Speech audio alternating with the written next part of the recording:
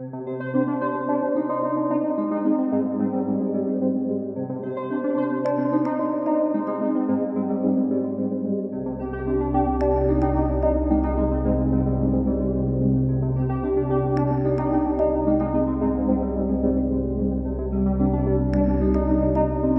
this episode of Scammer Stories, a new kind of romance scam. So complicated that I had to talk to experts to figure it out. Cryptocurrency. Odds are you've heard about it in the news, but do you know how it works? Me either, really. And I've done stories about it at work. That's why it's so effective in scamming women and men looking for love. We're going to delve into how it works and the red flags. This week, we'll hear how a man was ruined by a divorce before a scammer took him deeper and deeper into a depression that leaves him not wanting to leave the house.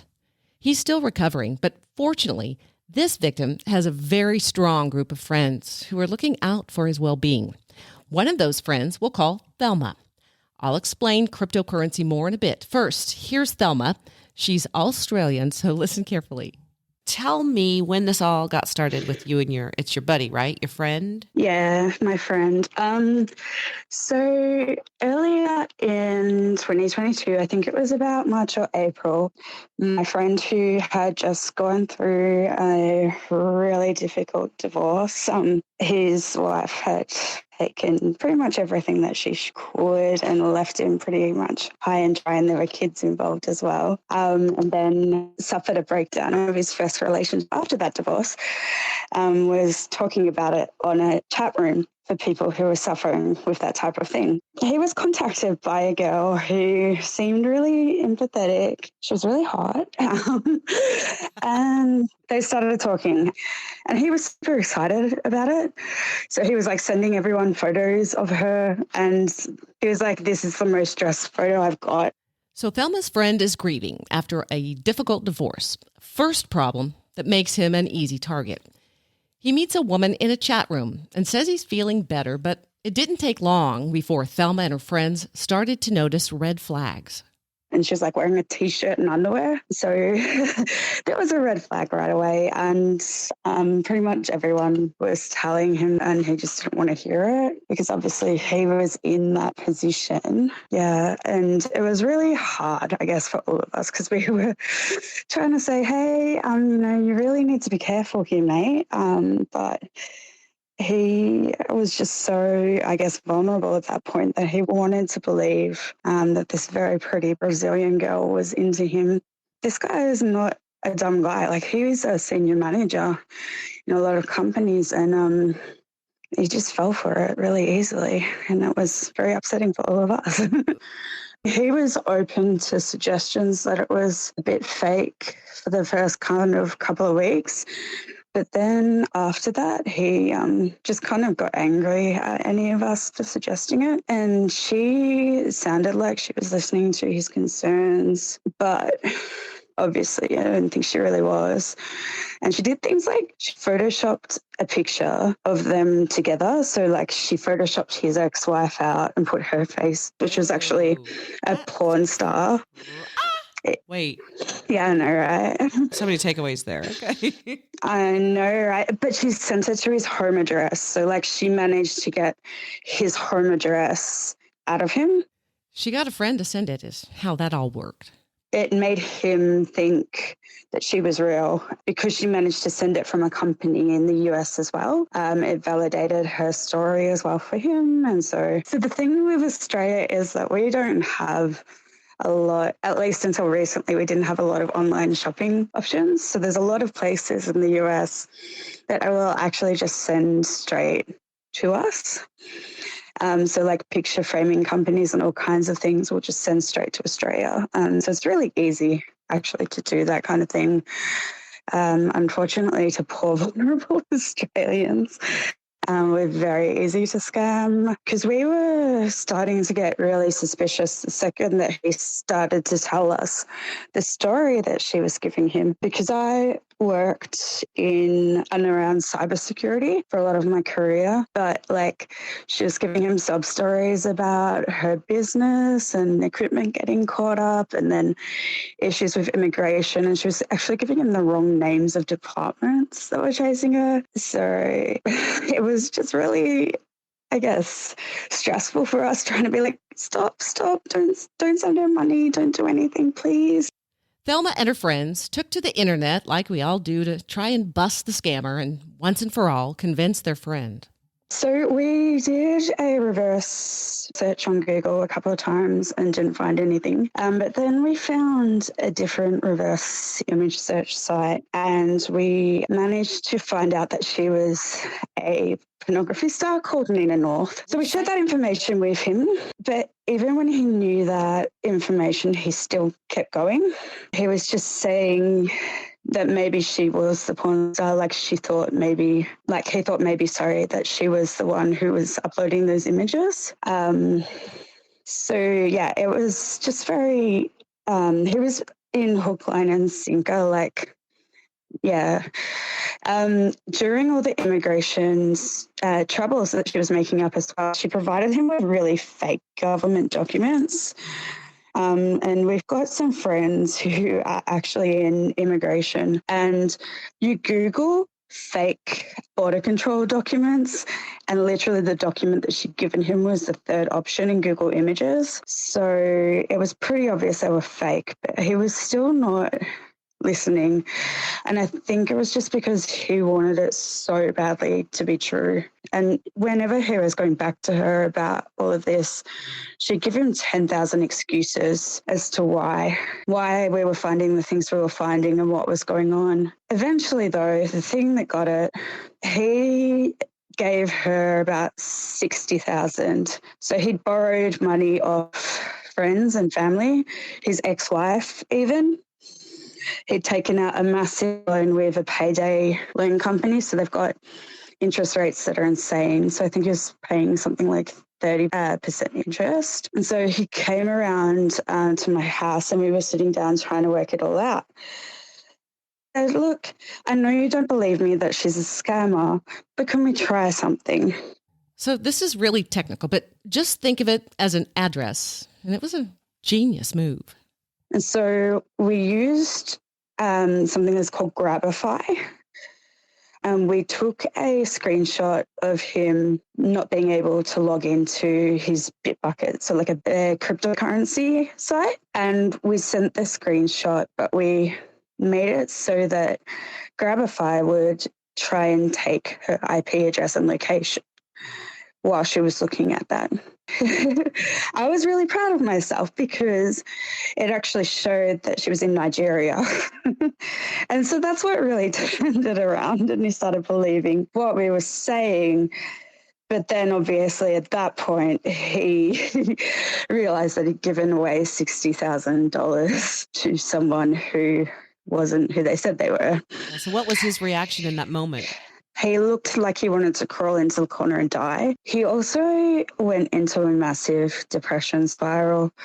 So he sent the proof to her and called her just a lot of very mean words. I've actually found another girl who was Nigerian, or she started taking selfies of herself and sending them back to him and saying, yeah, you caught me. This is who I really am. I need to get more money off you so that I can release my Bitcoin wallet. So it was actually a woman, though. I'm kind of surprised. A lot of times it's a man acting like a woman. That's what I thought as well. So that's why I'm not entirely convinced that the pictures she was sending were actually her. So we were reverse image searching them again, and we didn't find anything. But there weren't the same discrepancies as before. So, like, she was dressed in all of them, which was, helpful for my eyes. Yeah. He, though, was just so depressed. So we contacted the cryptocurrency exchange that he was using, and said, this is what happened, sent them a lot of evidence, because we had a lot of evidence as to what happened. We even had, a message of her admitting that she'd been scamming him this whole time. And they actually managed to freeze the funds. And they said that they'd be able to give them back to him if, the Australian Federal Police or Interpol came and told them that it was a crime. And so we did reports to both, police agencies, and neither of them went to the cryptocurrency for him. And so he never managed to get that money back, and her wallet was eventually unlocked when she disputed it. And so then he got even more depressed. And so just as his friend, seeing him go through all of that was really upsetting. And now he won't even,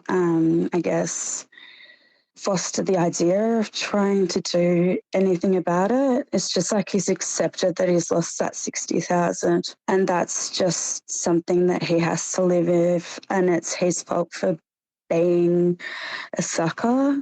And for me and all of his friends, we know what he was going through at that time, and it's really not fair that, for him to have been vulnerable and then treated in that way and to have to lose all that money and feel this way about it now. So it's really just very upsetting for us as well that he's had to go through this. So how is he doing now? Has he gotten back online or anything to try and date again? Is he dating at all? I don't think he is, but he is finally actually getting out of the house.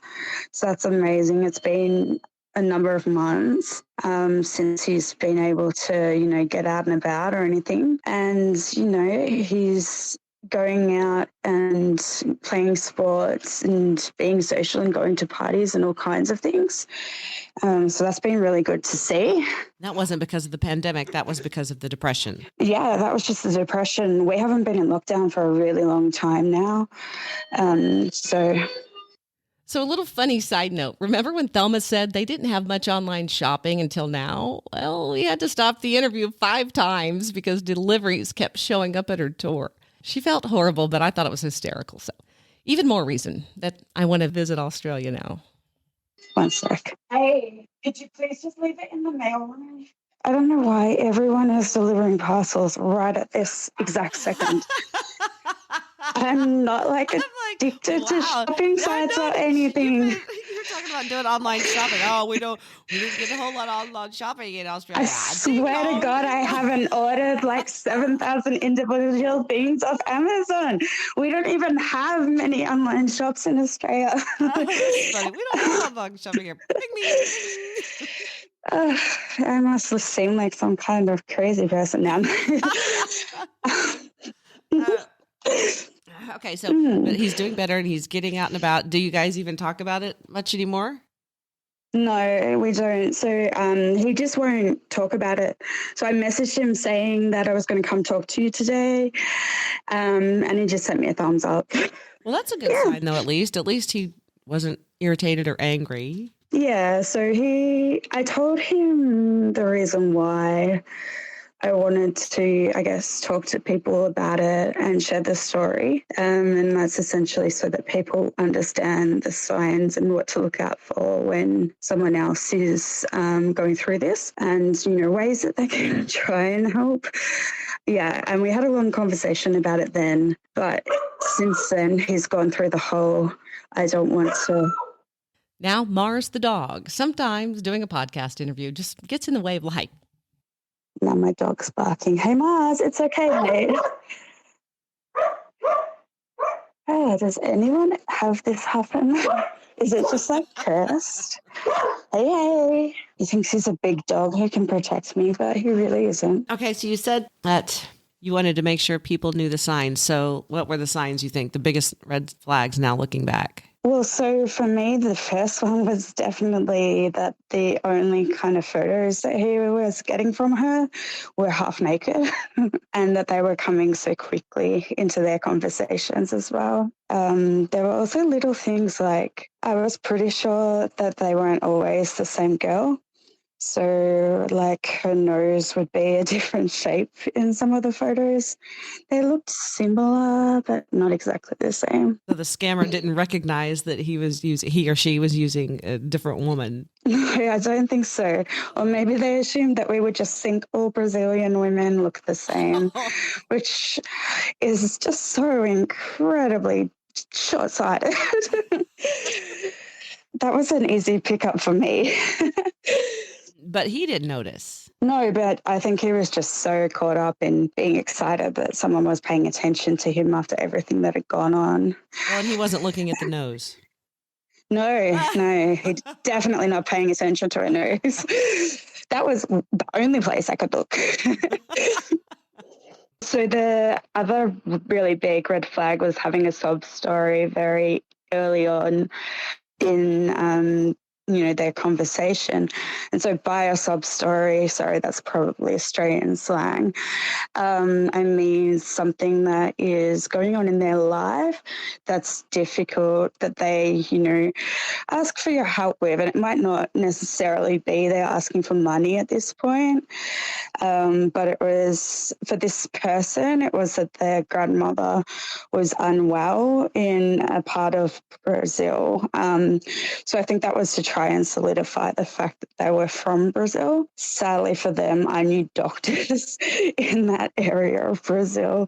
So the sub story really didn't pass very well, because I turned around and said, oh, she can go see my friend's dad. It's fine. He's really good. So any kind of like to try and build that trust and make them feel like they're helping, I think, was really a big indicator for me. I guess it helped that I had that experience in cybersecurity and I knew what to look out for. And my auntie had also recently been scammed and not told anyone about it until she was in quite a lot of debt. Yeah, I just knew a lot of what to look out for. Is hers a romance scam too? She won't tell us, but yeah, there was a really big sub story involved. She's happily married to my uncle, so she won't share too much information other than the fact that they were talking about sick relatives that needed help. And yeah. Okay, so the cryptocurrency thing is kind of complicated. So describe how that played a role in this scam, how that worked. Yeah, so I think that they were using that to try and confuse him in a way as well. So essentially what they did was they were getting him to use a cryptocurrency service called, I can't remember what the name was anyway. But yeah, it was actually a reputable service, which is really good, because I know a lot of them use like their own dodgy service and scam people in that way. So I think my friend had at least done enough to try and push them to use something that was legitimate. But unfortunately, they were getting him to transfer like small amounts at the beginning. So as part of what we were doing to collect our evidence, I guess, for the police reports, we had to go through all the transactions. And I was typing out the report while he was dictating the transactions to me, and my hands were dead by the end of it. So it was a lot of very small transactions. It was like $10 here and $17 there. And then they started getting him to transfer money in Bitcoin. So I guess he didn't necessarily know how much he was sending as well. And then as well in the US dollar one. So there's like a US dollar cryptocurrency. So I think by trying to get him to transfer money to different wallets all over the place and in different currencies, they were trying to confuse him. And whenever he would say, I don't have enough money to do this, they'd encourage him to go and loan money off friends, take out loans. He even sold his car, and he lived in a remote area as well. So that probably really contributed to his isolation. But they were just brutal in the ways that they were trying to get him to get money off people as well. It was like, he asked me to invest in a business at one point. And I was like, no, we need to have another conversation. And that was for scam money? Yeah, it was. That It was was for probably- her that's probably an hairdressing interesting- business. It's probably an interesting conversation now. Remember when at the time you tried to get me to invest? Yeah, well, his ex invested $9,000, so I'm intrigued as to how that conversation's going to go.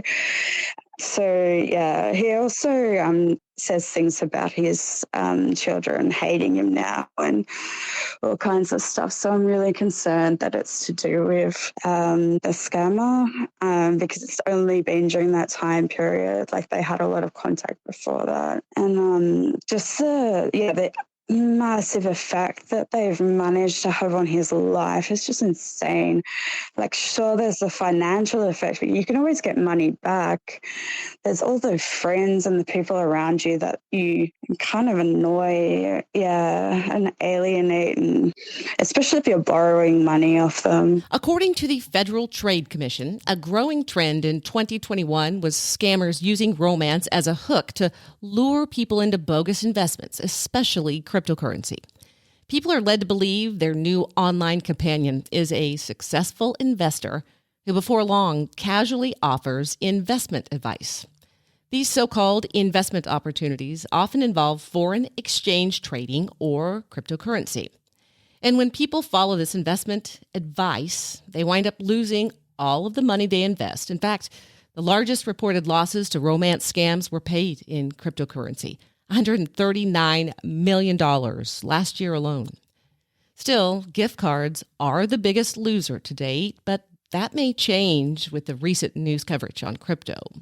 The FTC also says romance scams increased for every age group in 2021. The increase was most striking for people 18 to 29. So here are a few of the warning signs from the FTC. Number one, nobody legit will ever ask you to help by sending cryptocurrency, giving the numbers on a gift card, or by wiring money. Anyone who does is a scammer. Number two, never send or forward money for someone you haven't met in person, and don't act on their investment advice. Number three, talk to friends or family about a new love interest and pay attention if they're concerned. And number four, try a reverse image search profile pictures. If the details don't match up, it's a scam. If you have a story you'd like to share, email me at scammerstoriespodcast@gmail.com. You can also check out the Facebook page. If you think you're being scammed and have questions, there are only 3 groups I trust. I can email you the links. Until the next time, Scammer Warriors.